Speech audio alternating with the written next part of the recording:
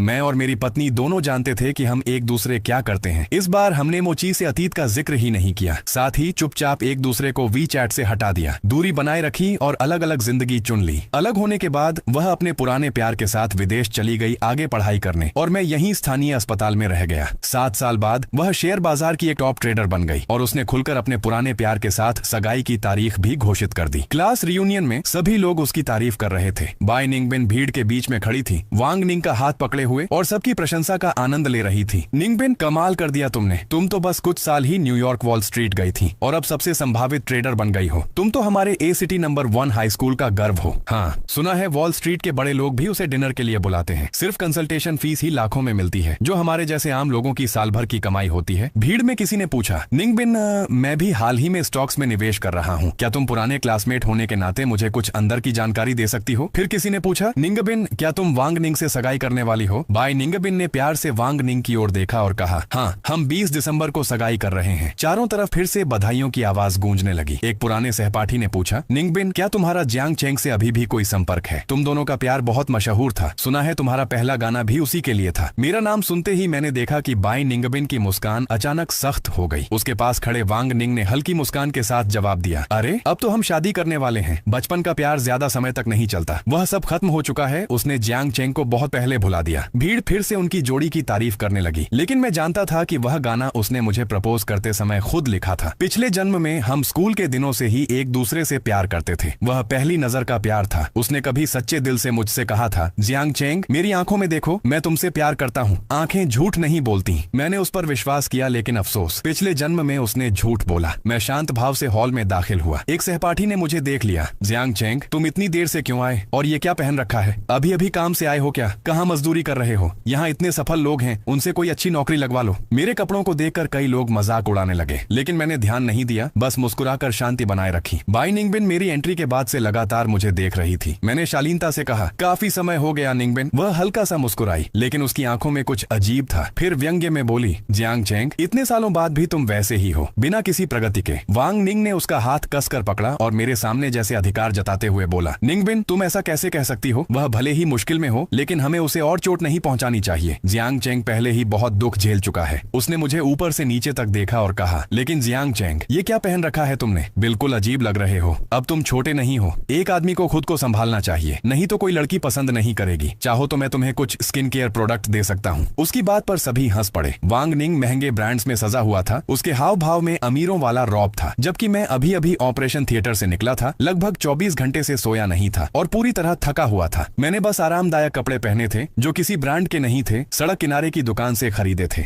मैंने शांत स्वर में कहा, जरूरत नहीं है, और चुपचाप बैठकर खाना खाने लगा, क्योंकि लंबे ऑपरेशन के बाद मैं पूरे दिन भूखा था। तभी बाई निंगबिन मेरे पास आई। उसने 10 लाख रुपए का चेक मेरे सामने रख दिया और कहा, ये पैसे मैं तुम्हारी मदद के लिए दे रही हूँ, पुराने रिश्ते के खातिर। अपने लिए कुछ अच्छा करो, एक बेहतर नौकरी ढूंढो, कुछ अच्छे कपड़े खरीदो और खुद से प्यार करना सीखो। जियांग चेंग, जो बीत गया वो बीत गया, उसमें मत उलझो। अगर तुम छोड़ो, वो जरूरी नहीं है। जरूरी ये है कि तुम मेरी वजह से खुद को बर्बाद मत करो, ठीक है? मैंने हैरानी से उसकी ओर देखा। उसकी अधूरी बात ने मुझे सोच में डाल दिया। पिछले जन्म में मैंने ऐसा क्या किया था कि इस जन्म में उसने बिना सोचे समझे मुझे छोड़ दिया? पिछले जन्म में हम स्कूल से शादी तक साथ थे। उसका सपना था संगीत और मेरा सपना था डॉक्टर बनना। दोनों ही रास्ते पैसे और मेहनत मांगते थे, इसलिए किसी एक को त्याग करना था। मैंने उससे प्यार के कारण अपना मेडिकल पोस्ट ग्रेजुएशन छोड़ दिया और जल्दी नौकरी कर ली, ताकि उसकी सपनों को पूरा कर सकूं। वह बार बार असफल होती रही, टूटती रही, और मैं हर बार उसका सहारा बना। मैं उसके लिए एक कभी खत्म न होने वाला पावर बैंक बन गया था। हर दिन थक कर घर आता और फिर भी उसे संभालता। मुझे लगा था कि वह मेरे प्यार को समझेगी, लेकिन जब उसने एक नई गिटार खरीदने की जिद की और मैंने पैसों की कमी के कारण मना किया, तो उसने गुस्से में गिटार तोड़ दिया। उसने चिल्लाकर कहा, तुम जानते हो, अगर मैंने उस समय वांग लिन की बात मानी होती और उसके साथ अमेरिका चली जाती, तो मुझे ये मुश्किल जिंदगी नहीं जीनी पड़ती। उसने कहा, मुझे सच में पछतावा है कि मैं तुम्हारे साथ रही। बाद में उसने गिटार बजाना छोड़ दिया, अपने सपनों को खो दिया, और मैं भी उसकी उस बात की वजह से। मुझे सच में पछतावा है कि मैं तुम्हारे साथ रही। आधी रात को रोता रहता था, लेकिन मैंने आखिरी कोशिश की। मैंने उसे गले लगाकर कहा, निंगबिन, मैं चाहता हूँ कि हम एक बच्चा करें। उसने मुझे जोर से धक्का दे दिया। उसकी आंखों में साफ नफरत थी। हमारी आर्थिक हालत में क्या हम अभी बच्चा कर सकते हैं? और मैंने पहले ही कहा है, मुझे बच्चे पसंद नहीं है। मैं तुम्हारे साथ बच्चा नहीं चाहती। उन दो वाक्यों ने मेरी आंखों में बची आखिरी उम्मीद भी तोड़ दी। नए साल के दौरान सामने से आती एक तेज ट्रक ने हमारी जान ले ली। उस पल मुझे डर नहीं लगा, सिर्फ एक तरह की मुक्ति महसूस हुई। अब हम दोनों फिर से जन्म ले चुके हैं और दोनों ने एक दूसरे दूसरे से दूरी बनाए रखने का फैसला किया है। पुराने रिश्ते को याद करने की कोई जरूरत नहीं है। मैंने चुपचाप चेक वापस उसकी तरफ सरका दिया। जरूरत नहीं, मैं किसी अजनबी से कुछ नहीं लेता, धन्यवाद। उसने भौहें सिकोड़ते हुए पूछा, जियांग चेन, क्या मैं अजनबी हूँ? इसका क्या मतलब है? मैंने शांत होकर कहा, कपड़े मैं खुद खरीद सकता हूँ, चाहे मेरी नौकरी कुछ भी हो। मुझे लगता है कि मेरा काम बहुत सम्मानजनक है, इसमें कोई शर्म की बात नहीं है, और मुझे नहीं लगता कि मैं खुद को बर्बाद कर रहा हूँ। ये पैसे किसी जरूरतमंद को दे दो। वह चेक पकड़े वहीं खड़ी रह गई, होंठ भींचे हुए। वांग लिन उसके पास आया, चेक को देखते हुए। उसकी आंखों में गुस्सा था, लेकिन उसने फिर भी नरमी का दिखावा किया। जियांग चेन, अगर तुम हमारी मदद नहीं लेना चाहते तो हम तुम्हें कुछ और ठोस दे देते हैं। मैंने हाल ही में चेंगफू एवेन्यू पर एक सैलून खोला है, तुम सीधे वहाँ आ जाओ। मैं तुम्हें एक प्रशिक्षु के रूप में रख लूंगा। सैलरी ज्यादा नहीं है, लेकिन 6,000 मिलेंगे और तुम एक हुनर सीख पाओगे। कैसा रहेगा? तुम्हारी मौजूदा नौकरी से तो ये कहीं बेहतर है। मैंने शांति से खाना खाते हुए उनकी पेशकश ठुकरा दी। आपकी दया के लिए धन्यवाद, लेकिन मैं अपनी नौकरी से संतुष्ट हूँ। फिलहाल नौकरी बदलने का कोई इरादा नहीं है। आसपास के कुछ सहपाठी मुझ पर चिल्लाने लगे, जियांग चेन, तुम अच्छे लोगों की कद्र क्यों नहीं करते? बाई निंगबिन और वांग लिन तुम्हारी मदद कर रहे हैं, पैसे भी दे रहे हैं, नौकरी भी। जल्दी से मान लो। सही कहा, इतनी खराब हालत में भी इतना घमंड, ऐसे हाल में भी रियूनियन में आ गए। जरूर मदद लेने आए हो, अब दिखावा क्यों कर रहे हो? वांग लिन नकली मुस्कान के साथ बोला, सब लोग ऐसा मत कहो, शायद जियांग चेन सच में अपनी नौकरी पसंद करता है। फिर मेरी तरफ मुड़कर बोला, जियांग चेन, ये हमारी तरफ से मदद है। तुम्हारी मेहनत को देखते हुए ही हम तुम्हें ये मौका दे रहे हैं। सिर्फ अपने अहंकार की वजह से ये मौका मत गंवाना। मैंने फिर शांत स्वर में कहा, सच में जरूरत नहीं है, धन्यवाद। मुझे समझ नहीं आ रहा था कि इस तरह जबरदस्ती पैसे और नौकरी थोपने का मतलब क्या है। वांग लिन अब भी मुस्कुरा रहा था, लेकिन उसकी आंखों में तिरस्कार साफ दिख रहा था। बाई निंगबिन ने तंज कसते हुए कहा, तुम्हें मदद करना सच में बेकार है। कीचड़ को कितना भी उठाओ, वह दीवार पर नहीं चढ़ सकता। उसके इस ताने के बाद कई पुरानी महिला सहपाठी मेरे पास आईं और मुझे शराब पिलाने की कोशिश करने लगी। जियांग चेन, तुम्हारी हालत इतनी खराब है, एक ड्रिंक पी लो, मैं तुम्हें 1,000 रुपए दूंगी। सभी हंसने लगे। किसी ने मेरी मदद नहीं की। मैंने भौहें सिकोड़ ली। यह रियूनियन मेरी उम्मीद से बिल्कुल अलग था। अगर मैं किसी का इंतजार न कर रहा होता तो अब तक वहाँ से चला गया होता। तभी बगल में खड़ी बाई निंगबिन ने अचानक सिगरेट बुझाई और मुझे परेशान कर रही महिला का हाथ पकड़ लिया। वांग लिन ने उसका हाथ खींचते हुए कहा, निंगबिन, तुम क्या कर रही हो? उसने ठंडे स्वर में कहा, सही काम कर रही हूँ, ये रियूनियन है, पागलपन दिखाने की जगह नहीं। उसने उस महिला को धक्का देकर अलग कर दिया। वह महिला उससे उलझने की हिम्मत नहीं कर पाई, लेकिन मुझे घूरने लगी। मैंने अनायास ही बाई निंगबिन की ओर देखा। मुझे उम्मीद नहीं थी कि वह मेरी मदद करेगी। वांग लिन गुस्से से भर गया, लेकिन फिर भी मुस्कुराते हुए बोला, सुना है कि चेंगहुआ ग्रुप की बेटी और उसके पति ऊपर पार्टी कर रहे हैं, शायद आज हमें उन्हें देखने का मौका मिल जाए। यह सुनकर सभी उत्साहित हो गए। सुना है वो बहुत सुंदर और अमीर है और उसके पति की पहचान अभी तक सामने नहीं आई। क्या आज हमें देखने को मिलेगा? जल्द ही कई बॉडीगार्ड्स एक छोटी लड़की को लेकर हॉल में आए। भीड़ उत्साहित हो उठी। मुझे चिढ़ाने वाली लड़की फिर बोली, जियांग चेन, अगर वांग लिन नहीं होता तो तुम्हारे जैसे लोग कभी भी इतनी बड़ी हस्ती की बेटी को नहीं देख पाते। अगर मैं तुम्हारी जगह होती तो घुटनों पर गिरकर उसका धन्यवाद करती। मैंने बिना भाव बदले उस छोटी लड़की की ओर देखा। बाकी सभी लोग चापलूसी भरी निगाहों से उसकी तस्वीरें लेने लगे। यहाँ तक कि वांग लिन भी आगे बढ़कर बोला, बेटा, तुम्हें कुछ खाना है, अंकल तुम्हारे लिए खरीद देंगे। वह लड़की उसकी बातों को नजरअंदाज करती हुई सीधे मेरी ओर आई। वह मुस्कुराई और दौड़कर मेरे गले लग गई। पापा, आप आखिरकार आ गए। उसका ठंडा चेहरा अब शिकायत भरे भाव में बदल गया था। आप कल क्यों नहीं आए? मुझे आपकी बहुत याद आई। मैंने उसे गोद में उठाकर प्यार से कहा, पापा काम में थे। मैंने कल ही कहा था ना, आज छुट्टी है, मैं तुम्हें घुमाने ले जाऊंगा, ठीक है? मेरी बेटी जियांग यूचेन तुरंत सिर हिलाने लगी। ठीक है, पापा सबसे अच्छे हैं। यह दृश्य देखकर सभी सहपाठी हैरान रह गए। कुछ के चेहरे पर जलन साफ दिख रही थी। तभी एक खूबसूरत महिला ऊपर से जल्दी जल्दी नीचे आई। पति, मैंने मैनेजर से सुना कि आप यहाँ हैं। आपने काम खत्म कर लिया तो मुझे बताया क्यों नहीं? मैं आपको लेने आ जाती। होटल मैनेजर ने सबको बताया, ये है चेंगहुआ ग्रुप की सीईओ शेन जिए और ये जियांग चेन की पत्नी है। आप सभी जो भी चाहें बेझिझक कहें, हम पूरी मेहमान नवाजी करेंगे। यह सुनते ही सबके चेहरे बदल गए। कुछ लोग बेहद उत्साहित हो गए और जिन्होंने अभी अभी मेरा अपमान किया था उनके चेहरे सफेद पड़ गए। मेरे एक करीबी दोस्त ने हैरानी से पूछा, जियांग चेन, तुम्हारी पत्नी शेन जी है? मैनेजर ने सम्मान से कहा, जियांग सर, तो यही वो रहस्यमयी पति है जिसकी पहचान कभी सामने नहीं आई थी और मैं अभी भी डॉक्टर के रूप में काम कर रहा हूँ। अस्पताल से लौटकर मैंने कहा कि थोड़ी देर में यह पार्टी खत्म करके घर जाकर आराम करूंगा। मैंने सिर हिलाकर कहा, ठीक है। शेन जी ने भीड़ में मौजूद वांग लिन को नजरअंदाज किया और उसकी नजर सीधे बाई निंगबिन पर जाकर टिक गई। उसने ठंडे स्वर में कहा, तुम ही मेरे पति की एक्स हो, उस समय शादी न करने के लिए धन्यवाद। उसके व्यंग्य का सामना करते हुए बाई निंगबिन ने जटिल भावों के साथ मेरी ओर देखा। उसकी आंखों में टूटन की झलक थी। क्या यही तरीका है मुझे सजा देने का? तुमने कितने पैसे खर्च किए इन दोनों को अभिनेता बनाने के लिए? मैंने अपनी बेटी को नीचे उतारा और शांति से उसका हाथ पकड़कर कहा, ये मेरी पत्नी है, शेन जी। बाई निंगबिन का चेहरा अविश्वास से हैरानी, फिर पीला और अंत में पूरी तरह खाली हो गया। अब मेरे पास नया नया प्यार, एक बच्चा और मेरा सपना वाला काम था। हर तरह से यह जिंदगी खुशहाल थी। मेरी असली पहचान जानने के बाद सबकी नजरें बदल गईं। कुछ ही मिनटों में तिरस्कार से चापलूसी और फिर हालचाल पूछने तक का बदलाव आ गया। जो अभी तक जियांग चेन से शादी नहीं करना चाहती थी, वही उसे चेक देकर भगा रही थी। कितनी मजाकिया बात है। वांग लिन तो उसे नाई की दुकान में काम देने वाला था, जबकि वह तो शहर के पहले अस्पताल का मुख्य सर्जन है। रियूनियन खत्म होने से पहले ही मेरा मन भर गया। मैं अपनी पत्नी शेन जी और बेटी को लेकर जल्दी ही वहां से निकल गया। जैसे ही हम होटल से बाहर निकले, बाई निंगबिन पीछे दौड़ती हुई आई और मुझे पुकारा। मैंने शेन जी से कहा कि वह बेटी को कार में ले जाकर इंतजार करे। उसने चुपचाप सिर हिलाया। वह हमेशा की तरह मुझ पर भरोसा करती थी। बाई निंगबिन ने जटिल भावों के साथ पूछा, तुम शेन जी से कैसे शादी कर सकते हो? मैंने शांति से जवाब दिया, जब उसकी माँ अस्पताल में भर्ती थी, मैं उसका डॉक्टर था। वहीं से हम मिले। बाद में उसने मेरा पीछा करना शुरू किया। जिस दिन उसने मुझे प्रपोज किया, मैंने उससे पूछा, क्या तुम्हें बच्चा चाहिए? उसने ईमानदारी से कहा, हाँ, मेरा सपना एक खुशहाल परिवार है। मैंने पूछा, क्या तुम मेरे मेडिकल रिसर्च को रोकोगे? उसने सिर हिलाया। हर इंसान की पूरी ऊर्जा सिर्फ परिवार में नहीं लगती। मैं तुम्हें हर चीज में सपोर्ट करूंगा। आखिर में मैंने पूछा, क्या तुम्हें पछतावा होगा? वह मुस्कुराया। मैं शेन जी